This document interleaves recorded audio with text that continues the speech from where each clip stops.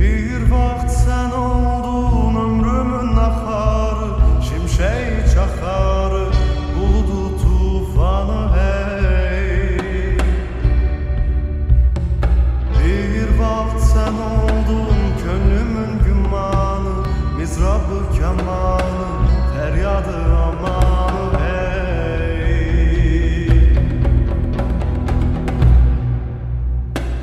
Bir vaxt sən oldun ömrümün axarı, şimşək çaxarı, buludu tufanı hey.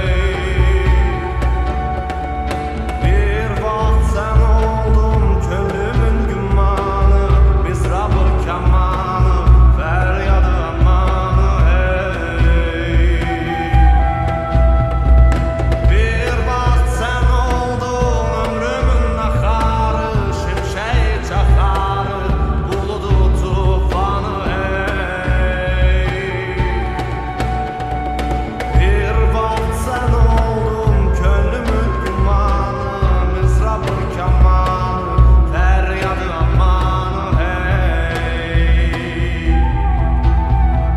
Nə soyulmuş etibarın ya, heçə çıxmış etibarın ya, demə yoxmuş etibarın ya.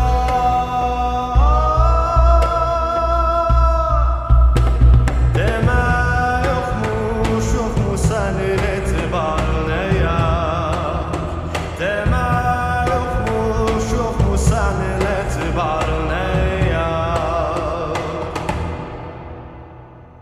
Bir vaxt sən oldun şeirimin ahengi, dünyamın geçengi, arzumun çelengi